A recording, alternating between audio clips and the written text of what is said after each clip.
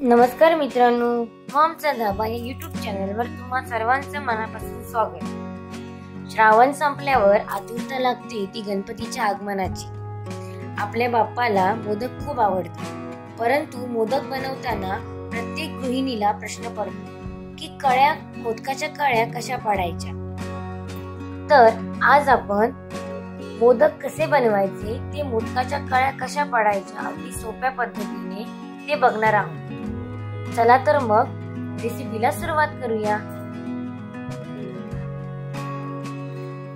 उकडीचे मोदक बनवण्यासाठी लागणारे साहित्य। आता इथे बघा, आपण तांदळाचं पीठ घेतलेलं आहे 2 वाट्या, खोबरं घेतलेलं आहे किसलेलं, गूळ, वेलची, तूप आणि खसखस। सर्वात प्रथम आपण सारण बनवायला सुरुवात करू। कढईमध्ये 2 ते 3 चमचे तूप टाकायचं आहे। तूप चांगलं गरम झाल्यानंतर त्यामध्ये खसखस टाकायचा, तो चांगला लाल करून घ्यायचा। खसखस हा ऑप्शनल आहे। खसखस चांगला लाल झाल्यानंतर त्यामध्ये ओल्या नारळ जो आहे आपण किसलेला तो टाकायचा आहे। त्यानंतर गूळ ऍड करायचा। गूळ चांगला विरघळेपर्यंत आपलं जे सारण आहे ते ढवळत राहायचे आहे। बघा, आपलं गूळ विरघळलेलं आहे। हे जे पाणी दिसतंय ते चांगलं सुकायला पाहिजे। आणि सर्वात शेवटी वेलची पूड टाकायची। वेलची पूड सर्वात शेवटीच टाका, त्यामुळे तिचा सुगंध जो आहे तो चांगला टिकून राहतो। आता आपण पीठ मळायला सुरुवात करू।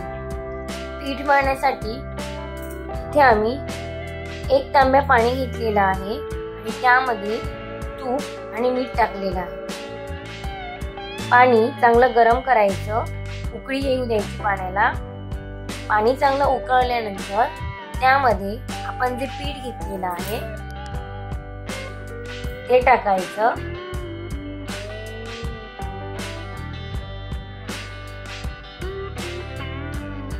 आणि त्या गरम पाण्यामध्ये ते आपलं जे पीठ आहे ते ढवळायचं आहे। अशा प्रकारे बघा, तांदळाच्या पिठाची उकड काढून घ्यायची। पीठ एका ताटामध्ये घ्यायचं आणि ते 10 मिनिटं झाकून ठेवायचं।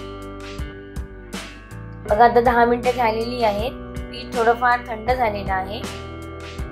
जर जास्तच गरम असेल तर पाण्याचा हात लावायचा आणि हळूहळू मळून घ्यायचं। थोडं थोडं मळून घ्यायचं पीठ चांगलं मळायचं, कारण पीठ आपलं चांगलं मळलं गेलं तर आपल्या ज्या मोदकाच्या पात्या ज्या असतात त्या खूप छान होतात, त्याला भेगा नाही पडत। त्यामुळे पीठ मळणं योग्यरित्या खूप गरजेचं आहे। पीठ मळून झाल्यानंतर त्याला तूप लावायचं। तुम्ही तूप किंवा तेल लावू शकता, दोन्ही लावू शकता। बघा, आपले पीठ मळून झालेलं आहे। आता इथे आपण उकडीचे मोदक बनवतोय, त्यामुळे पाणी तापत ठेवलेलं आहे आणि चाळणीला थोडंसं तूप लावून घेतलेलं आहे। आता आपण मोदक बनवायला सुरुवात करूया। अजून एक की आपण जे उकडण्यासाठी जे पाणी ठेवलेलं आहे त्यामध्ये लिंबू टाकायचं। लिंबू टाकल्यामुळे काय होतं की आपला जो टोप आहे तो काळा पडत नाही, त्यामुळे तुम्ही लिंबू अवश्य टाका। आता आपण मोदक बनवायला सुरुवात करूया। इथे छोटा पिठाचा गोळा घ्यायचा आणि त्याचं गोल पातळ बनवायचं आहे। इथे आपण या व्हिडिओमध्ये जर एखाद्या माणसाला कळ्या पाडायला येत नसतील मोदकाच्या, तर सोप्या पद्धतीने कशा कळ्या पाडायच्या ते बघणार आहोत। अशा प्रकारे रफली तुम्ही कळ्या पाडून मोदकाचा आकार द्यायचा।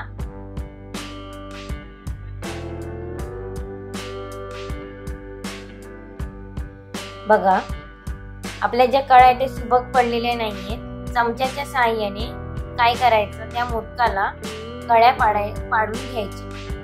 व्हिडिओ मध्ये तुम्ही बघू शकता अशा प्रकारे तुम्ही अगदी सोप्या पद्धतीने कळ्या पाडून घ्यायच्या। हा मोदक दिसायला पण खूप सुंदर दिसतो। अगदी खरोखरच कळ्या पाडल्या आहेत हाताने असं वाटतं। प्रत्येक व्यक्तीला कळ्या पाडता येतच असं नाही, त्यामुळे तुम्ही ही सोपी पद्धत आहे ती नक्की ट्राय करा।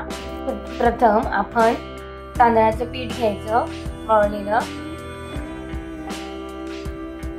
हाताला जरा तूप लावून पातळ बनवायचं आहे मोदकासाठी। आता त्यामध्ये आपलं जे खोबऱ्याचं आणि गुळाचं जे सारण आहे ते भरायचं। या ज्या कळ्या आहेत त्या एकत्र करून घ्यायच्या। आता बघा मोदक जो आहे तयार आहे आणि हा व्यवस्थित दिसत नाहीये, छान दिसत नाहीये। मग आपण साच्यामध्ये हा मोदक असा ठेवायचा आणि असा दाबून घ्यायचा आणि लास्ट जे खाली पीठ आहे ते व्यवस्थित पसरून घ्यायचं, म्हणजे त्या मोदकाचा बेस तयार होतो।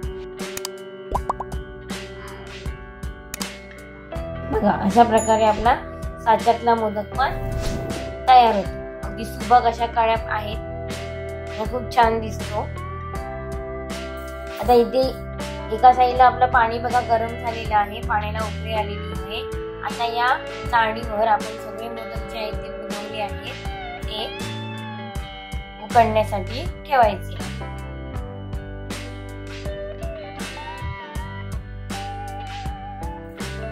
बघा आपले सगळे मोदक ठेवून झालेले आहेत।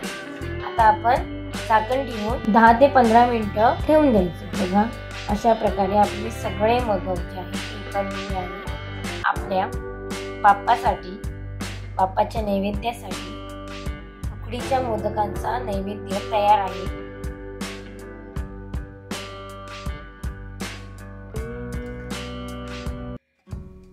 हे असे मोदक जे आहेत उकडीचे ते तुम्ही वर तूप टाकून दुधाबरोबर खाऊ शकता, खूप छान लागतात। नक्की ट्राय करा ते दुधाबरोबर खाण्याचा। तुम्हाला रेसिपी आवडली असेल तर लाईक करा, शेअर करा। तुम्हाला कोणती एखादी रेसिपी पाहिजे असेल तर कमेंट मध्ये नक्की कळवा। असेच आमचे व्हिडिओ बघत राहा। चॅनलला सबस्क्राईब करा, लाईक करा, शेअर करा आणि बेल आयकॉन दाबायला विसरू नका। धन्यवाद।